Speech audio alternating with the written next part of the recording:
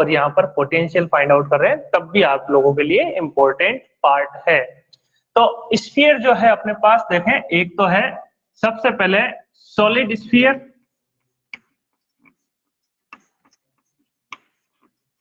इसको हिंदी में बोलते हैं ठोस गोला, ठीक है। और एक है होलो स्फीयर यानी खोखला गोला, ठीक है। और एक मैं लेता हूं आपके लिए स्फेरिकल शेल,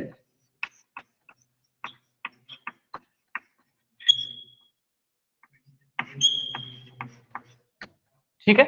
तो स्फेरिकल शेल भी खोखला गोला ही होता है, लेकिन इन दोनों में थोड़ा सा डिफरेंस होता है। ये भी कैसा है, खोखला गोला, ओके।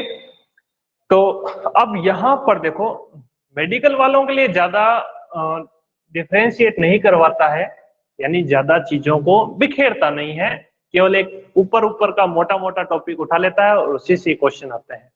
लेकिन जो जी की तैयारी कर रहे हैं, यानी मैथमेटिक्स वाले स्टूडेंट हैं जो नेवी के लिए या एयरफोर्स के लिए, एनडीए के लिए तैयारी करते हैं, उनके लिए ये जो टॉपिक है बहुत ही इंपॉर्टेंट टॉपिक है।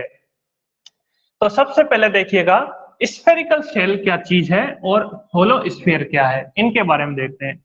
स्फेरिकल शेल किस तरह से, आपने गुब्बारा देखा है, जब हम गुब्बारे को फुला देते हैं, ठीक है, तो वो एक गोल बन जाता है, या फिर हम बात करते हैं जो बच्चों के खेलने वाली बॉल होती है उस तरह की। तो इसमें जो मटेरियल होता है वो एक परत के रूप में होता है, बहुत ही पतली परत होती है, ये होती है कि नहीं होती। इसका मैक्सिमम जो पार्ट होता है अंदर से वैकेंट होता है, खोखला होता है। तो इस तरह से जो अपने पास एक स्फीयर बना है, इस स्फीयर को बोलते हैं स्फेरिकल शेल। होलो स्फीयर यानी खोखला गोला क्या होता है, सेम ही चीज है, लेकिन इसमें जो आपकी विड्थ होगी इस परत की, यानी ये जो गोला है ये थोड़ा ज्यादा होता है, इसकी परत थोड़ी मोटी होती है। कैसे, अगर आप किसी मतीरे को काटते हैं, उसके अंदर का थोड़ा सा पार्ट निकालें, पूरा पार्ट नहीं निकाले, थोड़ा सा पार्ट निकाले और उसको वापस आप पैक कर देंगे, तो आप देखोगे कि वो परत कैसी हो जाएगी, मोटी हो जाएगी, हो जाएगी ना। तो ये जब परत मोटी हो जाती है, maximum material is spread as a layer, ठीक, तब आपका ये जो स्फीयर बनता है इसको बोलते हैं होलो स्फीयर। इसमें कहां पर रहती है, एक पतली परत रहती है, ये तो परत ही पूरी पतली है। और सॉलिड स्फीयर में क्या होगा, ये आपके पास जो मटेरियल होता है ये उसके पूरे वॉल्यूम में डिस्ट्रीब्यूट होता है यूनिफॉर्मली। आई थिंक आप तीनों में डिफरेंस कर पा रहे हैं, ठीक है। अब इसके बाद इनके भी टाइप होते हैं। ये जो सॉलिड स्फीयर या ठोस गोला है ये दो तरह का हो जाएगा। कैसे हो जाएगा, एक कंडक्टिंग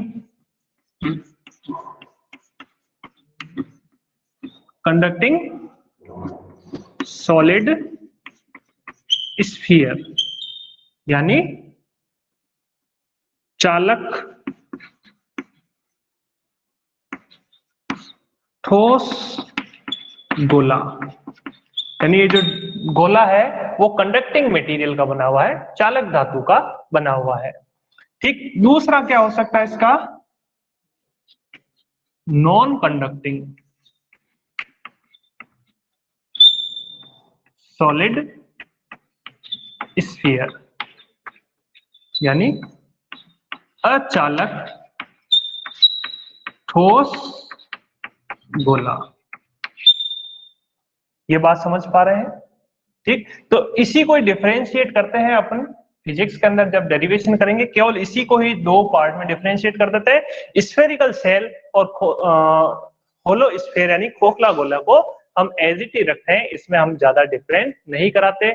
ये चाहे कंडक्टिंग हो या नॉन कंडक्टिंग हो, इसके ऊपर कोई इफेक्ट नहीं पड़ता, यानी कंडक्टर का और नॉन कंडक्टर का इसके ऊपर कोई इफेक्ट नहीं पड़ता है, क्योंकि ये पतली परत की फॉर्म में होता है। इसके ऊपर पड़ता है, इसके लिए इफेक्ट पड़ेगा, लेकिन इसके लिए जो मैक्सिमम क्वेश्चन होते हैं वो इसी की तरह बिहेव करते हैं, फर्स्ट सॉलिड की तरह, लेकिन कहां तक बिहेव करेगा, जहां तक इसका मटेरियल है। तो इसमें भी ज्यादा वेरिएशन नहीं आता, सिंगल टाइप में ही इसके क्वेश्चन पूछे जाते हैं। आई थिंक ये बात समझ में आ गई होगी। ठीक, अब इनका चार्ज के साथ में किस तरह से इफेक्ट आता है। ठीक, चार्ज के साथ में कैसे इफेक्ट आएगा, तो मैं यहां पर दो गोले बना लेता हूं, एक इसको सॉलिड बना देता हूं, एक नीचे और बना देता हूं, ये वाला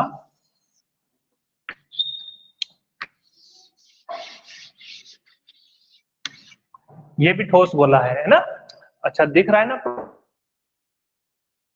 वीडियो, उम्मीद करता हूं आपको दिख रहा होगा। तो अब देखें, जब इनको चार्ज दिया जाता है, चार्ज देंगे तो सॉलिड इस कंडक्टिंग स्फीयर को जब मैं चार्ज दूंगा, तब ये जो चार्ज है इसकी आउटर सरफेस के ऊपर ही डिस्ट्रीब्यूट होगा।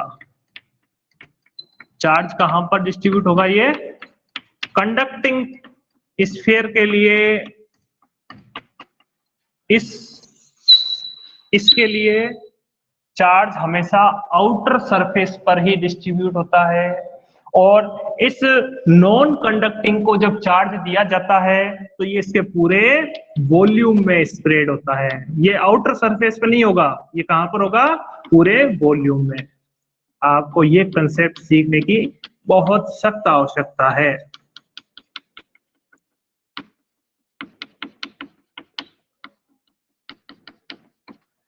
ठीक है ना। तो चार्ज के साथ में देखिएगा, first solid sphere, solid sphere के दो पार्ट हो गए, एक तो ये आ गया कंडक्टिंग सॉलिड स्फीयर यानी ठोस चालक गोला, और दूसरा कौन सा आया है आपके पास, नॉन कंडक्टिंग सॉलिड स्फीयर यानी अचालक ठोस गोला। जब इनको चार्ज दिया जाता है दोनों को ही, इसको भी कैपिटल क्यू चार्ज दिया है और इसको भी कैपिटल क्यू चार्ज दिया है, तो इसका जो चार्ज है कंडक्टिंग स्फीयर को दिया गया चार्ज हमेशा इसकी आउटर सरफेस के ऊपर डिस्ट्रीब्यूट होता है। ध्यान रखिएगा, सरफेस पर डिस्ट्रीब्यूट हो रहा है, इसलिए यहां पर जो चार्ज डेंसिटी होती है वो सरफेस चार्ज डेंसिटी होती है। और जब इस नॉन कंडक्टिंग स्फीयर को जब चार्ज दिया जाता है, सेम चार्ज इसको भी क्यू दिया गया है, इसको भी क्यू दिया गया है, लेकिन ये जो चार्ज है ये इसके पूरे वॉल्यूम में डिस्ट्रीब्यूट होता है, इसलिए यहां पर जो चार्ज डेंसिटी ली जाती है वो वॉल्यूम चार्ज डेंसिटी ली जाएगी। और सिमिलर क्यू चार्ज जब इसको दिया जाता है, अब ये कंडक्टिंग हो या नॉन कंडक्टिंग हो इससे कोई फर्क नहीं पड़ता, सारा का सारा चार्ज इसकी आउटर सरफेस के ऊपर ही डिस्ट्रीब्यूट होगा।